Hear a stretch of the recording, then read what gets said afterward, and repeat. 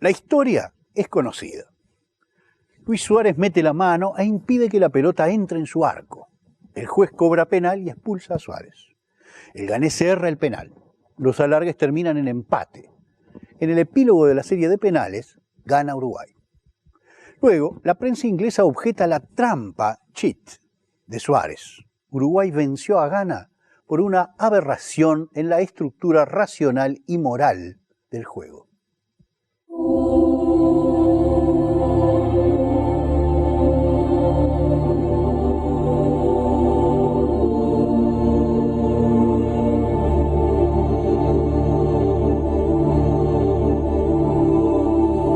Es claro que si el ganés hubiera convertido el penal, el episodio terminaba ahí y a nadie se le ocurría hablar de trampa, ni de engaño, ni de estafa. Pero el penal no entró y Uruguay ganó el partido. Entonces, la trampa fue exitosa. Es un concepto extraño de trampa y por lo tanto, y sobre todo, es un concepto extraño de ley.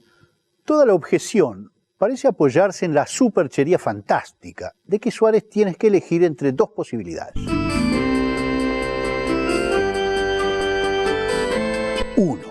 Dejar que la pelota entre al arco permitiendo que Ghana gane el partido. Y 2. Detener la pelota con la mano, arriesgándose al penal, a la expulsión, a la suspensión, etc.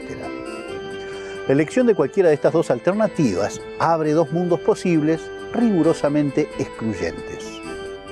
Si Suárez elige 2, se abren dos posibilidades. 2-1. Ghana convierte el penal y 2-2. Ghana erra el penal. Podemos segregar más eslabones. Si Ghana erra el penal, entonces 2-2-1, Uruguay pierde el partido de todos modos y 2-2-2, Uruguay gana el partido. ¿Se entendió? El concepto de ley, implícito en la idea de trampa que han manejado los periodistas ingleses, es una especie de naturalismo moral extremo que consiste en pensar como natural o no intervenido el mundo posible de uno. No interviene la mano de Suárez. Como en ley, es decir, como legítimo o reparado por la ley, el mundo de la alternativa 2-1. Ghana convierte el penal. Y como aberrante, tramposo o al margen de la ley, el mundo de las alternativas en 2. Ghana erra el penal, Uruguay gana el partido. Justamente esa alternativa en 2 fue precisamente lo que ocurrió. Así que todo el mundo ha sido trampeado, torcido, obligado a comportarse de un modo aberrante por la elección de Suárez. La trampa de Suárez, entonces, comenzó en su mano y terminó mucho después, si es que terminó todavía, en el triunfo de su equipo. En esta trampa absoluta intervino el azar, el futuro, el desarrollo ulterior de la cadena de eventos. Todo el mundo ha quedado afectado por la trampa, falseado por la trampa. Vivimos en un mundo aberrante. Es que la sanción, el penal, la expulsión, la suspensión del infractor, fue de hecho insuficiente para abastecer esa fantasía infantil de una reparación completa, una reconstrucción del estado de cosas en el mundo, si la mano de Suárez no hubiera estado ahí. La objeción parece ser la de alguien que descubre con horror que la legislación tiene ciertas limitaciones para controlar la angustiante amplitud del azar.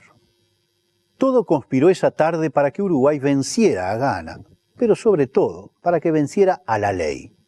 El accidente y la excepción se burlaron del tejido racional mecánico de la realidad. Una trampa parece ser eso que horada la superficie arreglada del juego y llega a dañar la de la realidad. La película El efecto mariposa, estimulada por la fama mediática de la teoría del caos, maneja el mismo concepto mecánico infantil de la historia. El héroe tiene la propiedad mágica de viajar en el tiempo y reparar el pasado en algún nudo alternativo decisivo, eligiendo uno en lugar de 2.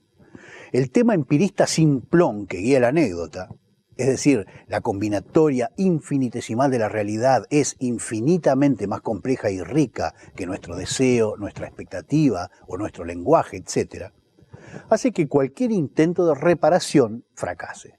La corrección de un rasgo insignificante devuelve al héroe a un mundo totalmente diferente al que dejó antes de la intervención. Así, un cambio radical de estatus social del personaje. En el mundo 1 es cadete en un supermercado, digamos, y en el mundo 2 tiene una empresa constructora. Se puede explicar por qué en determinado punto del pasado prefirió tomar whisky en lugar de tomar vodka. La estructura conceptual de la historia, su propiedad de ser pensada, se desvanece catastróficamente detrás del nuevo fetiche, la micromecánica del azar. Hay aquí un tema muy inglés, por otra parte. El cuento de Jacobs, La pata de mono, es de 1902 y cuenta básicamente la misma historia. Un deseo simple es cumplido por caminos azarosos que suelen tener un precio muy alto para el deseante. Deseo que mi hijo vuelva.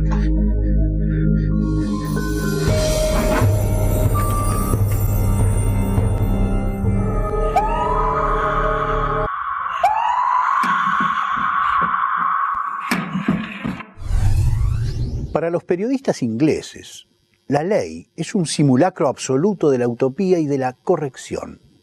Y la sanción es la magia pragmática que permite reparar la injusticia introducida por la trampa. Para los periodistas ingleses, la ley es un simulacro absoluto de la utopía y de la corrección. Y la sanción es la magia pragmática que permite reparar la injusticia introducida por la trampa. Ahora bien, ninguno de nosotros hubiera hablado de trampa si las cosas hubieran ocurrido al revés, es decir, si un ganés comete el penal en el último segundo. Porque en nuestra metafísica del derecho, digamos, la ley funciona siempre fuera de sí misma, por encima de sí misma. La ley no es el tejido correcto de la realidad, sino la capacidad de pensar el tejido de la realidad como bueno o malo, como justo o injusto. Ley no es la regla o el mandamiento ni la prohibición. Ley es poder suspender o negar la regla para examinar y juzgar su razonabilidad. Ley no es la regla o el mandamiento ni la prohibición. Ley es poder suspender o negar la regla para examinar y juzgar su razonabilidad. Ley es la posibilidad de que una regla sea suspendida, criticada y eventualmente objetada. La regla es el mandato, el imperativo externo. La ley es un sentido interno de razonabilidad. Suárez no eligió entre dos alternativas lineales. Ese es el tema más bien bobo de elegir lo correcto. Para nosotros, Suárez tomó la decisión de violar la regla porque está en ley. Así, la ley funciona porque tiene un margen de ley que no es al margen de la ley. Es el margen necesario para que el sujeto tome una decisión responsable, con sus beneficios, sus riesgos y sus costos. Es el margen necesario para que el sujeto tome una decisión responsable, con sus beneficios, sus riesgos y sus costos. Ahora, asumiendo los beneficios, riesgos y costos, dejo este tema por acá.